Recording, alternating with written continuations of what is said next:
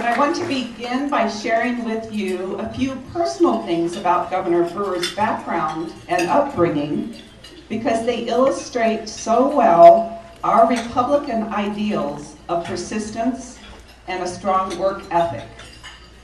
Governor Brewer's parents moved from Minnesota to the Nevada desert during World War II, where her father took a job working at the country's largest Navy munitions depot. Governor Brewer was born a couple of years later in 1944. Years of breathing.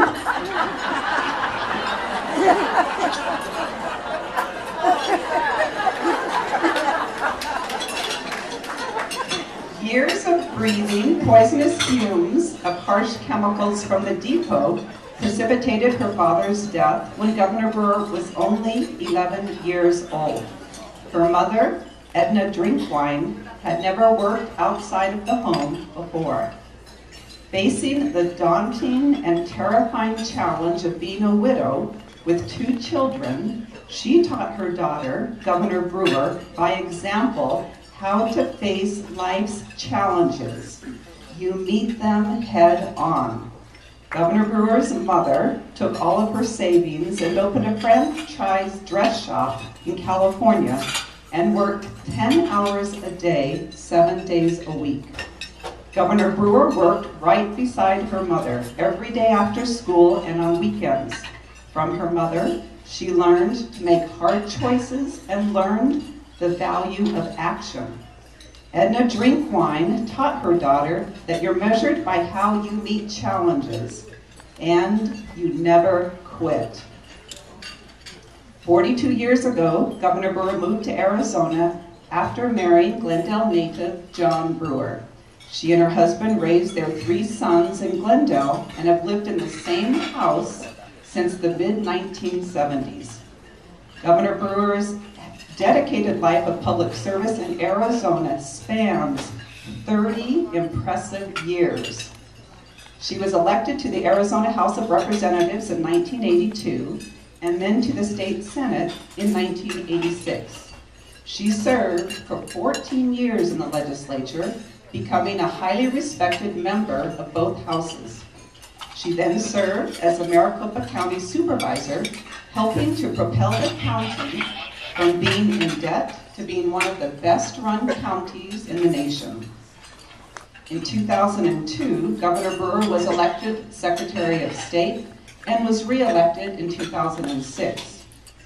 On January 21st, 2009, she took the oath of office to become Arizona's 22nd governor. She was again sworn in on January 3rd, 2011, following a convincing election in her own right. Governor Brewer has seen Arizona grow and prosper, and she knows as the state goes through its economic peaks and valleys, it always emerges stronger, a lesson she learned as a young girl raised by her widowed mother. Please join me in welcoming our guest, the Honorable Janice K. Brewer, Governor of the state of Arizona. Thank you so very much, and hello to everyone.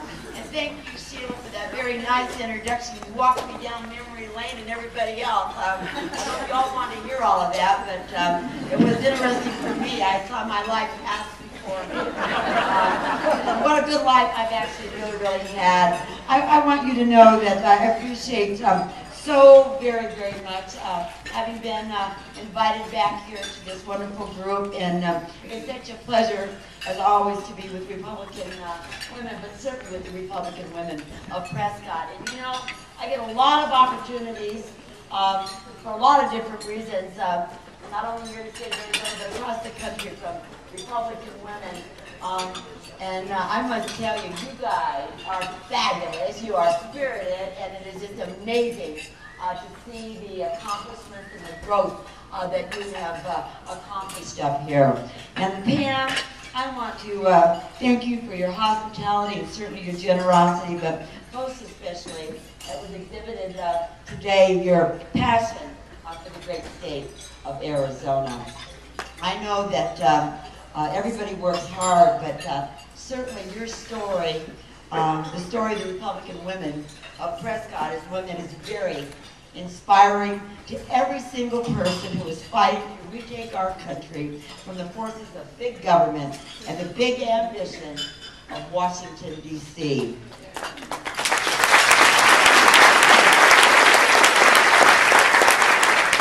A lot of Republican women across the nation claim a lot of things, but I know that you have a lot to claim up here, as Pam mentioned, and thanks to the past presidents and to all of you women, you are all a part of that, and that's amazing. But from very small beginnings, starting in 1942, this club has grown into the powerhouse of, obviously, that's being exhibited today, of activism, energy, and liberty that you've all expressed here today, and it is certainly heartwarming. You know, everyone here knows that we celebrated the centennial of Arizona's statehood day earlier this year. But not everybody knows, but obviously you all know, because it was mentioned today with your president mentioning the pendant that's out there, that we also celebrated another centennial. And it has been 100 years since Arizona women gained the right to vote in every single election. President of the United States, all the way around. That's pretty exciting to be around 100 years later and to know that you're being part of that celebration. And Arizona women, I must tell you, beat the rest of the women in the United States at large to the ballot box by 8 years. And that's a bit of history that's too often forgotten. You know, we talk, or we hear a lot about women this, women that, class warfare. Arizona has been fabulous to their women, because their women have been fabulous to Arizona.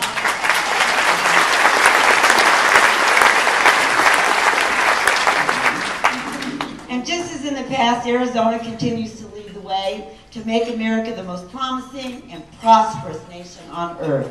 And as governor, I have guided with a series of historic reforms that strengthen our families and fortify our state. We're showing Washington, D.C. it can be done.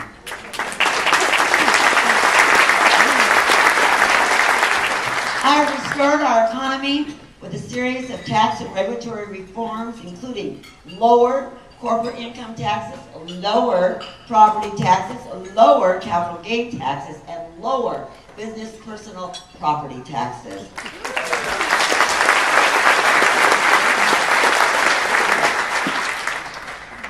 When I became governor of this great state, I took on the nation's worst budget deficit that my predecessor just simply ignored.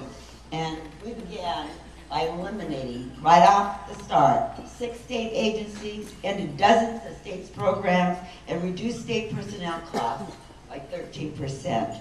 I also reformed the state's largest entitlement program, saving over $500 million a year. Today, thank you.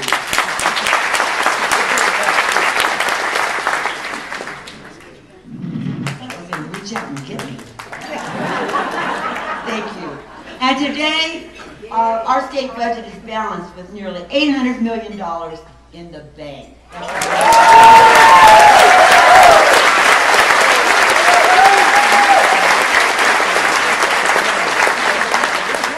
Unemployment is down. State programs are running more efficiently, and for the first time in years, Arizona has a state government it can afford.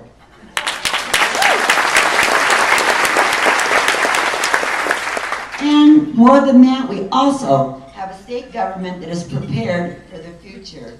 This spring, working very closely with your representatives, I advanced a landmark bill to eliminate the antiquated state personnel system that, for decades, had made it nearly impossible to reward good workers and to fire bad ones.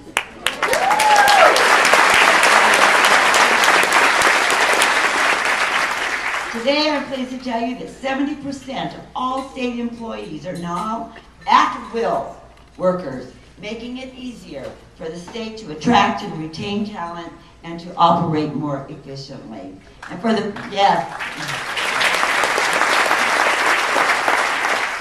and for the very first time ever, we have an education reform plan that creates statewide goals and higher standards. It will increase student achievement and reward great teachers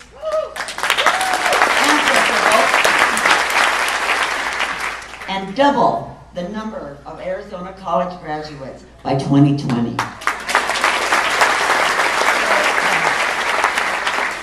And as you know, I have not been real shy, of course, about asserting our state's rights as guaranteed by our Constitution.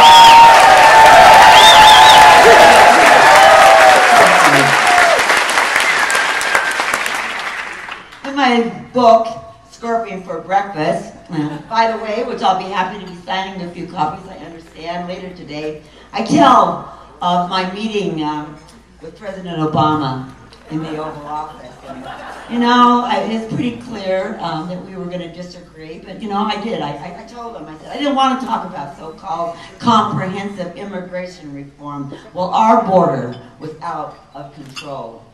But meanwhile, his administration, from 3,000 miles away, I might mention, that our border is more secure than ever. The president and his party had both houses in Congress for 2 years and could have secured our borders and fulfilled his promise to fix our broken immigration system. But he failed. Frankly, failure is a hallmark of the Obama administration.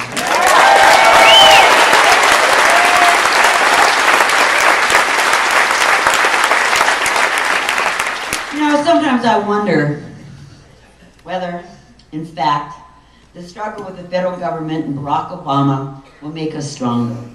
That is why, today, more than ever, we Arizonans fully understand why we need Mitt Romney in the White House.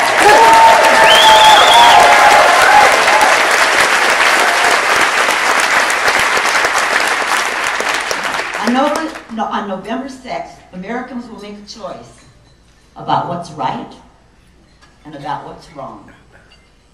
Wrong is President Obama accumulating more debt than any president in our history.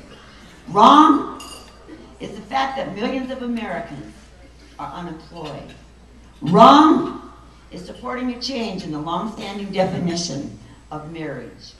Wrong is appointing federal judges who fail to protect the life of the unborn. Wrong is our president apologizing for America when he travels abroad.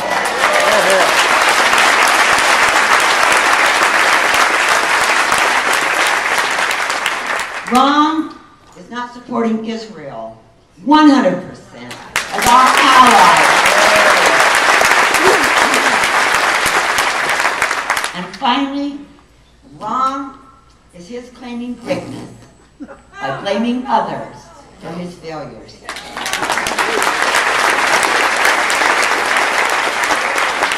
Well, here's what's right. Right is calling a terrorist, well, a terrorist. Right is calling a Christmas tree a Christmas tree.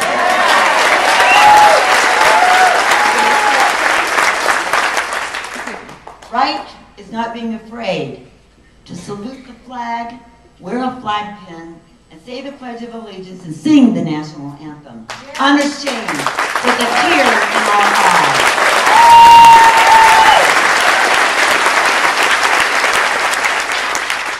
Right is not being afraid to say to those who are here illegally, you deserve no favoritism.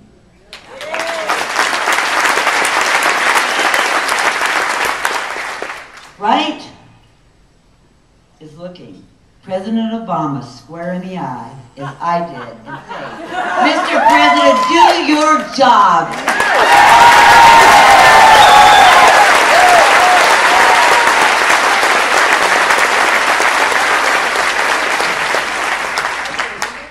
And let me say right here and now for the defenders of freedom and the free market, the United States Supreme Court decision upholding Obamacare was an overreaching and an unaffordable assault on states' rights and individual liberties.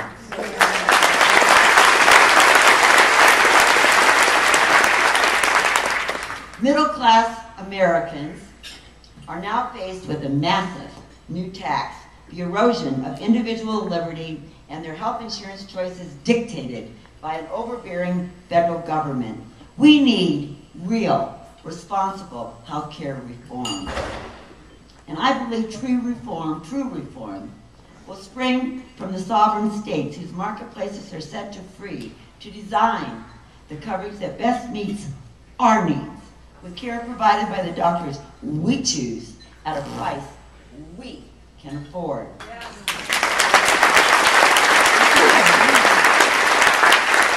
And that's why the Supreme Court decision makes the November election more important than ever. It is now up to the American people to save our country from this fiscal and regulatory nightmare. We need a president in the White House who understands the economy, represents the free enterprise system, and respects the Constitution and individual liberty.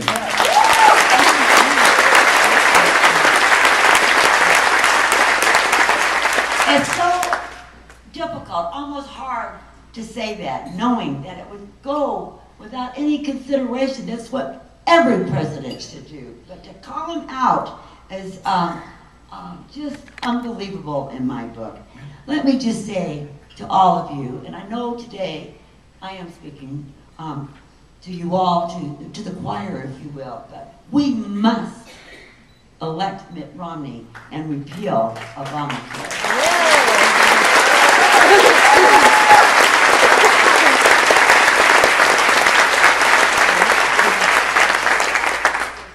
During the election of 1860, Abraham Lincoln wrote a letter to a friend and said, and I quote, "I know that there is a God and that he hates injustice. I see the storm coming, but if he has a place and a part for me, I believe that I am ready." End of quote. Well, I know that there is a God, and the storm is already here. And if he has a place and a part for me and all of you, I believe we are ready. Are you ready?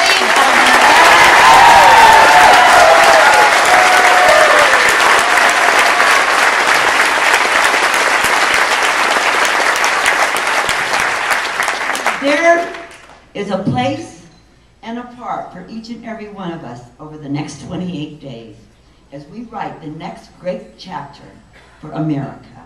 Make no mistake, it is the women of Prescott and those like you around this great, great country who are the true front of America's prosperity and freedom. Not only at the federal level, but right here at the local level too. We need each one of you out and working in your communities to make sure that Arizona stays red for candidates.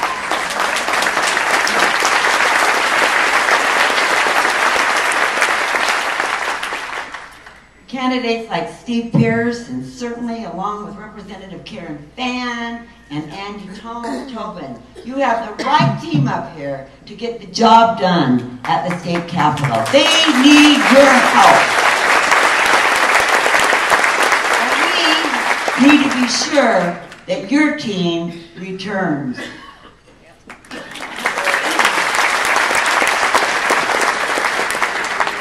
I know you're each willing, obviously, to give of your time and your talent and your treasure in the service of something so much greater than yourselves.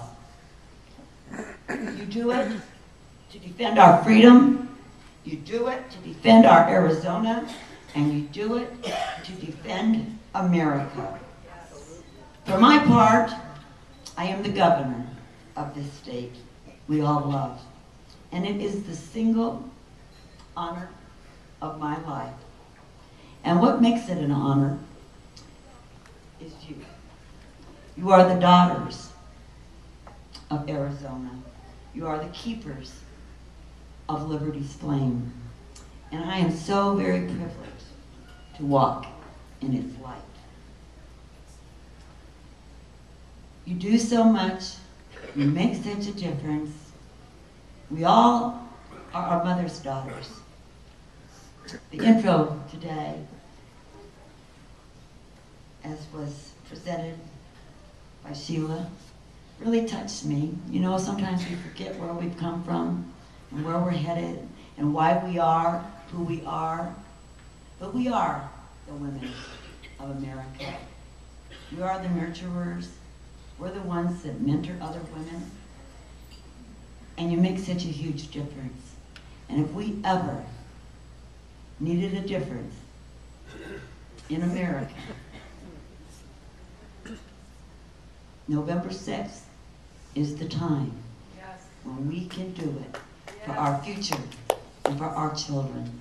So thank you all so very, very much for everything that you have done. Keep up the good work.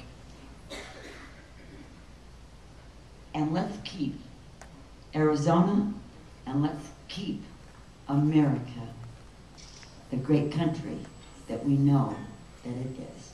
Thank you all. And may God bless America, may God bless you, and may God always bless and protect the United States.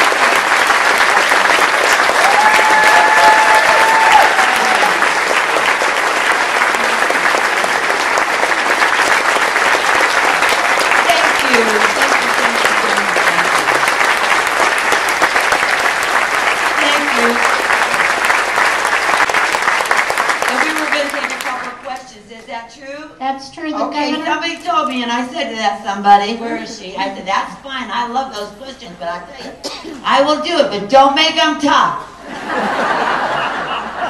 Who has a question? I'll come up there with the microphone. Question? I hear, okay. What did she say in the presidential moment?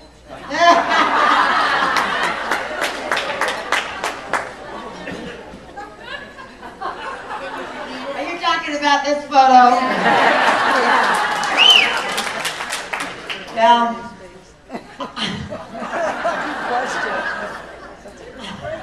I went to the tarmac there in Mesa to welcome him to the great state of Arizona, and I went that day all by myself, and generally speaking, I never traveled without aides with me. I had my detail, but I went by myself. And before I left, I thought, okay, this is what I'm going to do. I'm going to write him a letter about all the successes that we've been able to accomplish in the state of Arizona. Had I known it was going to be so public, I would have written much better. But I hurried, and they kept saying, you're going to be late, you're going to be late. So I jumped in the car, I'm by myself. I was going to go there and welcome him. And we were very busy at that time, and I got out of the car, I went and I stood on the tarmac, and a couple other people were with me. He came down, I'm first in line, and he says, hello, Jan. And I says, welcome to Arizona, Mr. President. I even kept the sun up for you.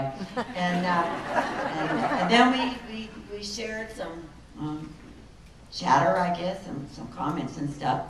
And I asked him, I says, I've got this letter in my hand that I would like to give you. I didn't offer it out to him or anything. I didn't want him to push back or have an embarrassment. I was truly trying to help. You know, I thought, maybe just in my mind, you know, I look at things a little differently, but most of us do. You know, if you can do it on a certain level, you should be able to do it on the federal government. And I was going to tell him in that letter what and how we did the turnaround in Arizona. And so I told him, I said, we have a lot of wonderful things that we've been able to accomplish here in Arizona. And I wrote this in the letter, and I would like to give it to you. And so he says, okay. So I hand him the letter. And then I made the mistake. And in the meantime, I said, I would like to have the opportunity just sit down if we could and talk to you about it. And he got his feathers all ruffled and his back up at me and said that he didn't like the way our last visit went and the way he was portrayed in my book, Scorpions for Breakfast. I was so taken aback to think that the president, you know, would even comment on my book. And I said, well, Mr. President, it's a truth-telling book. I said, no, and I'm sorry you feel that way. But I told it the way that I saw it, and that's the way that I felt, that I was learning at your knee, and, you know, I didn't have a very successful result then. And he made some other comments, and I'm hanging on to my glasses because some of you know me, I talk a lot with my hands. Somewhere in that discussion, the finger went up. But he walked away in the middle of my conversation with him.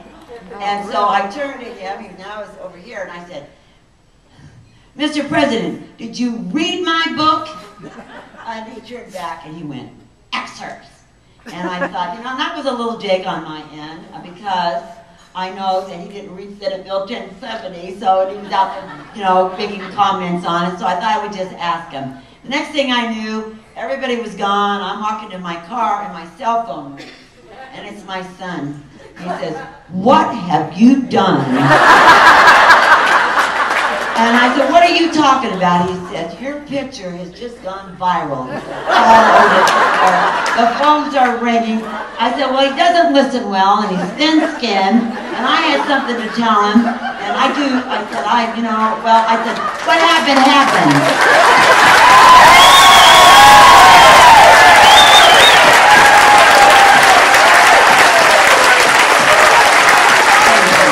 Thank you for your support. Thank you. Thank you.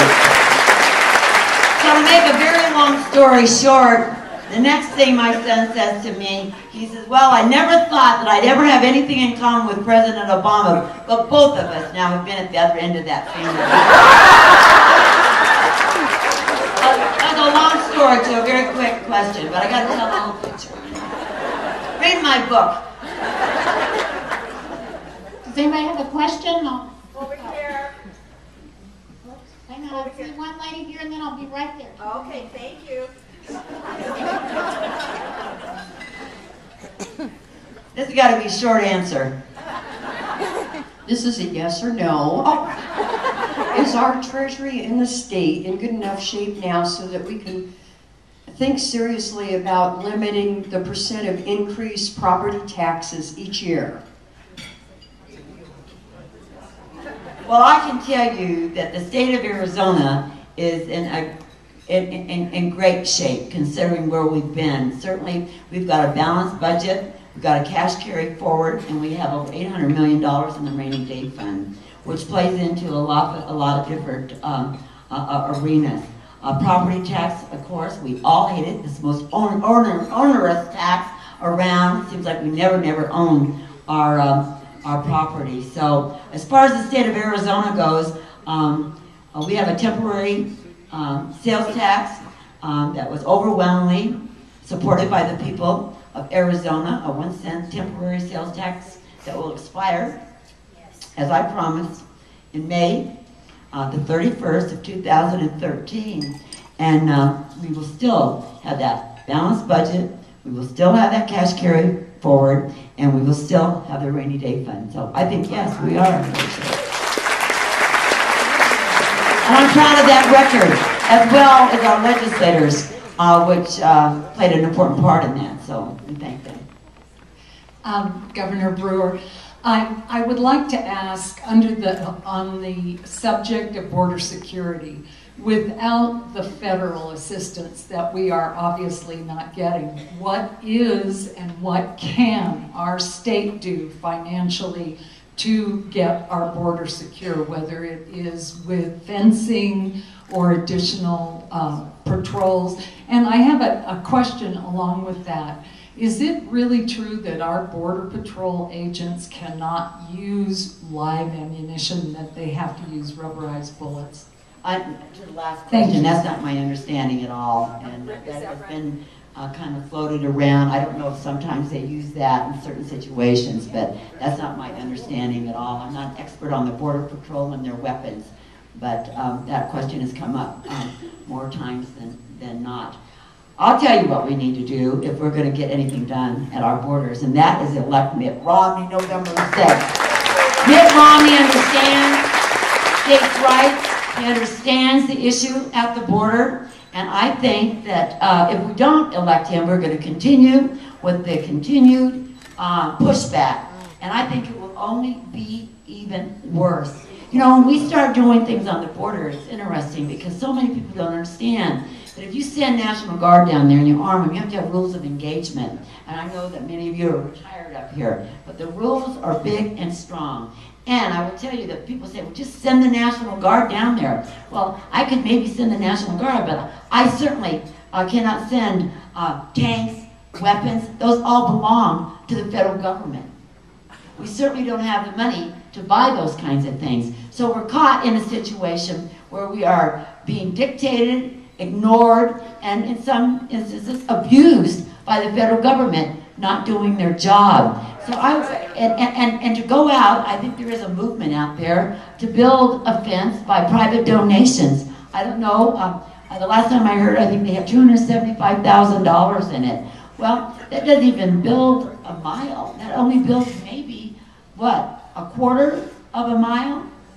And people have donated from all over and all different kinds of denominations. But you know, it's not our responsibility. We need a federal government down there doing their job. We need more boots on the ground. We need to have more aerial support. And we need to make sure that we are safe. We can secure borders all across the world. Texas is more secure than we have ever thought about being. California is super secure, and that's why we are the gateway. And it makes you go, well, what do you think about that? And why is that happening? Why won't they do it? Because somewhere, somehow, they like that open border, and I would suspect for a lot of different reasons. But we can find relief if we get a new president and administration on November 6th. That is our hope, and it's up to people like you and the rest of the good people of America. We need a change in the administration, and God help us if that doesn't happen.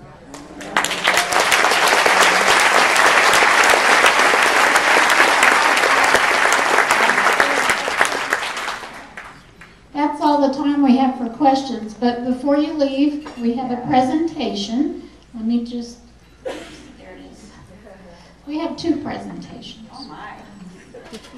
First of all, we want to present you, we actually gave you one of these. I did, and I've worn it, but it wasn't blinged up. Oh, that's beautiful.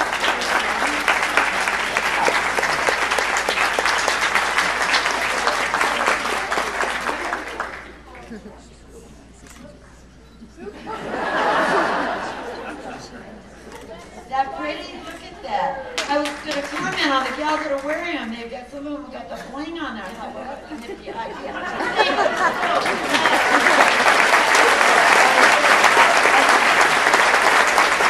And I would like to acknowledge the artist who designed this for us, Dennis Gallagher. Raise your hand.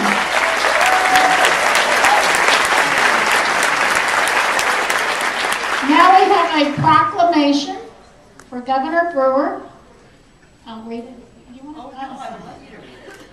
Whereas the Republican women of Prescott recognize the leadership and conservative values of Governor Jan Brewer in representing the Republican Party, and whereas the Republican women of Prescott recognize the frontier spirit of Governor Jan Brewer, which she has continually demonstrated by standing firm for the rights and liberties of the citizens of the state of Arizona, and whereas the Republican women of Prescott recognize that Governor Jan Brewer has worked diligently to improve the economic conditions for all residents of the state of Arizona, and we recognize that Governor Jan Brewer has worked tirelessly for the safety of all citizens of the state of Arizona in securing the border between Arizona and Mexico. Now, therefore, I, Pamela Lee Jones, President of the Republican Women of Prescott, on behalf of the board and membership, hereby bestow an honorary lifetime membership to Governor Jan Brewer.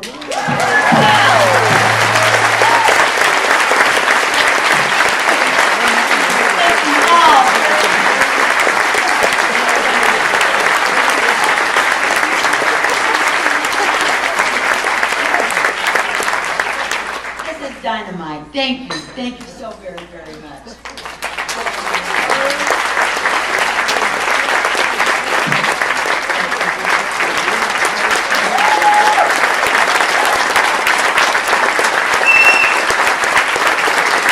Let's give her a big standing ovation, our governor.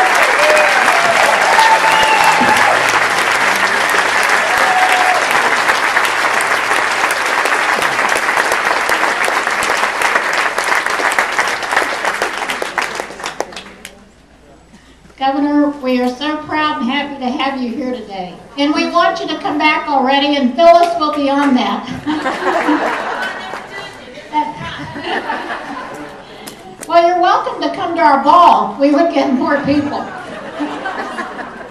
You know, all of you know Chuck Norris. And since my first dude's been sick, there's been a lot of Walker, Texas Ranger reruns. Chuck Norris rule number 39, and I believe it applies to our governor. Chuck Norris stared evil in the face and it backed down, and so did Governor Jan Brewer.